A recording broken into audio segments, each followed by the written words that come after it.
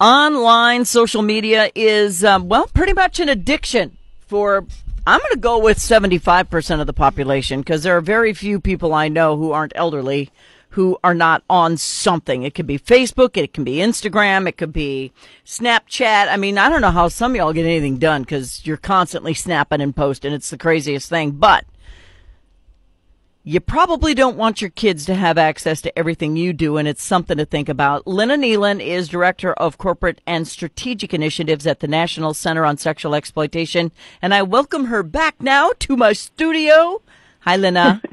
Hi, how are you? Good. Thanks for being back. I'm not on Instagram because I can barely keep up with Facebook because, you know, when you work in radio, you have to be on all of the social media type stuff because you got to put. I've just got one site where I go and it posts everything to everywhere. It's just easier that way. But your kids are probably on Instagram, aren't they? They probably are. We know that Instagram is one of the most popular apps with young people. You know, technically you're supposed to be 13 and older to be on Instagram. But now Facebook is trying to lure even younger children. We already know there are kids, 9, 10, 11 on Instagram. And it is it's a dangerous platform, as most social media platforms are. Big tech is not protecting our kids. They don't have safeguards in place. We know wherever kids are, predators are, and Instagram is certainly one of them. But instead of really prioritizing keeping kids safe, Facebook is now trying to build another app to try to get even younger kids into their product. Are they calling it InstaKids? So officially there hasn't been a major statement from Facebook. This was a leak that BuzzFeed shared with the world about over a month ago. It's unofficially called Instagram for Kids. Okay. But again, they're targeting kids 12 years and younger. See, and there's no way for them to check either because you just enter a birth date. You can enter anything and it just takes it. There's no verification procedure whatsoever. Right. It's very loose, right? So yes, you're supposed to enter in a birth date. Of course, we know that children are often creating these accounts without parents even knowing. Very easy to enter in an over 18 birthday or change your birthday. Most of these apps don't have controls that parents can lock. I'm a mom of 4 kids. I can barely keep up with my own social media, as you said, let alone, monitoring everything that's going on online. So kids are on these apps. They're, again, pretty easy for predators to access them. And again, the safeguards aren't in place to the extent that they should, given the gravity of what we know is going on these platforms. Right. There needs to be some way to verify who the people are who are signing up as well. It's been very abysmal. They're more worried about me posting a picture of an eagle eating a rabbit than they are about your child seeing highly sexually exploitive videos. They are.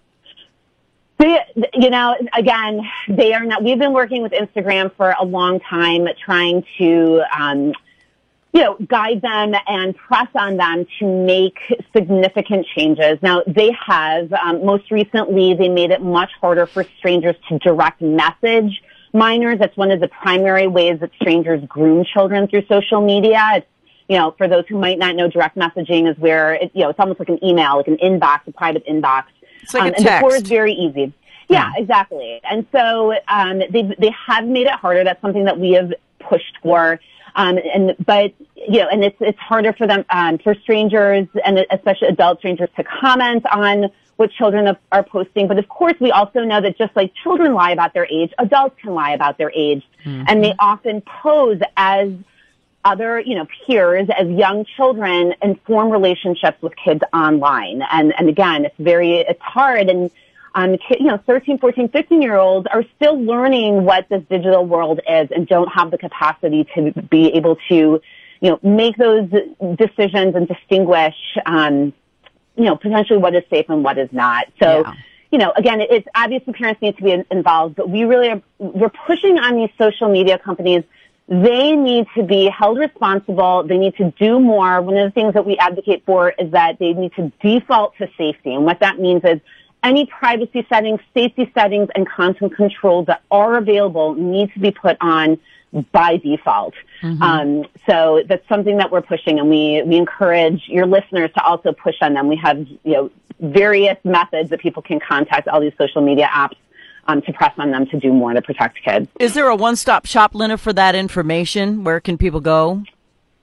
So people can go, probably the easiest is they can go to www.dirtydozenlist.com. That is an annual list that the National Center on Sexual Exploitation puts out, calling on mainstream corporations, calling them out for facilitating and even profiting from sexual exploitation and abuse. We have a lot of the social media platforms on there, and you can click and it will take you to a very easy, under 15-second action. Email the executives, email legislators, email Department of Justice to do more. And it really has had a major impact on getting these corporations to change. We've had success in more than 100 policy changes, to help protect people online, both adults and children alike.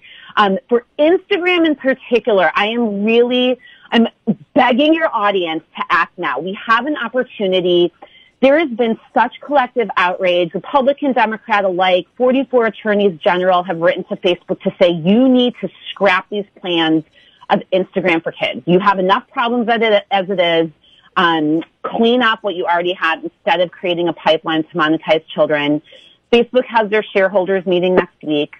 Please tell them to scrap this plan. We are actually pointing people to a petition of our allies. Go to commercialfreechildhood.org. Again, that's commercialfreechildhood.org. And you will see the petition pop up.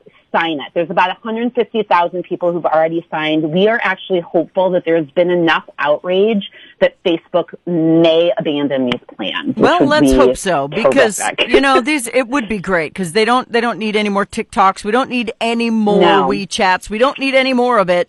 Your child already thinks they're smarter than you. Your child is probably technologically smarter than you, but emotionally, not so much. And socio-emotionally, they are not ready for the kind of stuff that they're going to see. So if you don't believe in protecting your child, I guess we're talking to the wrong people. But I think this audience actually does. So the website again, dirtydozen.com. Dirtydozenlist.com. All right. And then where they can go to sign the petition. And then commercialfreechildhood.org for the Instagram for Kids petition. And if people could sign it before Tuesday, it will then be submitted to Facebook shareholders. Well, and I took instant messaging of Facebook off of my 5-year-old grandson's phone, where he just has little friends who I had to approve. It's just like little baby chat where they send emojis and silly stuff.